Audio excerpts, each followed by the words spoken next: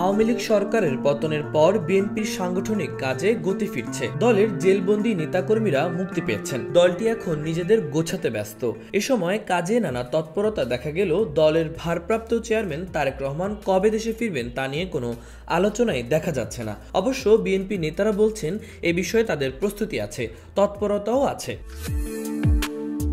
ছাত্র জনতার অভ্যুত্থানে গত 5 আগস্ট প্রধানমন্ত্রীর পদ থেকে পদত্যাগ করে দেশ ছাড়েন আওয়ামী লীগের সভাপতি শেখ হাসিনা। সেদিন রাতেই রাষ্ট্রপতির সঙ্গে বৈঠক করে তারেক রহমানকে দেশে ফেরানোর উদ্যোগের কথা জানিয়েছেন বিএনপির মহাসচিব মির্জা ফখরুল ইসলাম আলমগীর। তিনি বলেছিলেন, তারেক রহমানকে দেশে ফিরিয়ে আনতে তারা সব ব্যবস্থা নিয়েছেন। গত 1 মাসে বিএনপির অনেক নেতাকর্মীরা কারাগার থেকে মুক্তি পেয়েছেন। কারো কারো সাজা মওকুফও করা হয়েছে।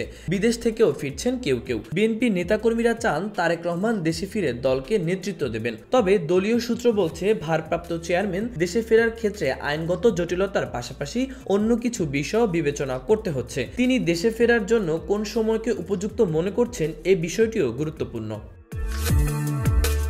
এ বিষয়ে বিএনপির স্থায়ী কমিটির সদস্য খন্দকার মোশাররফ হোসেন একটি সংবাদ মাধ্যমকে বলেন, দ্রুততম সময়ে তারেক রহমান দেশে আসুক, দল সেটা চায়। এখানে কিছু মামলা মোকদ্দমার ব্যাপার আছে, আইনজীবীরা বিষয়টি দেখছেন। এক্ষেত্রে আইনি প্রক্রিয়ার পাশাপাশি রাজনৈতিকভাবেও চেষ্টা থাকবে বলে তিনি জানান।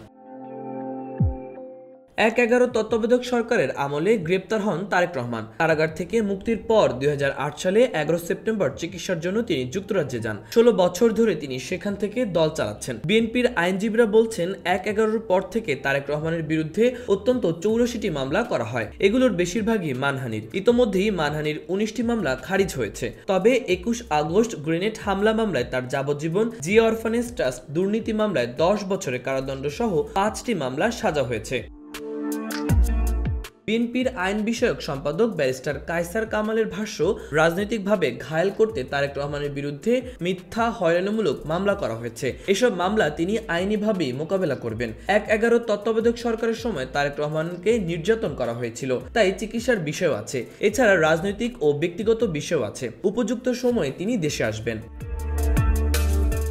বিএনপির একাধিক দায়িত্বশীল নেতা বলছেন, তারেক রহমান দেশে ফেরার উপযুক্ত সময় এখনই নয়। পরিস্থিতি তৈরি হলে তাকে ফেরানোর ব্যবস্থা করা হবে। দলের স্থায়ী কমিটির বৈঠকে তার ফেরানোর বিষয়ে আলোচনা হলেও সুনির্দিষ্ট সিদ্ধান্ত আসেনি। মাহবুবুর রহমান ইমন, খবর সংযোগ।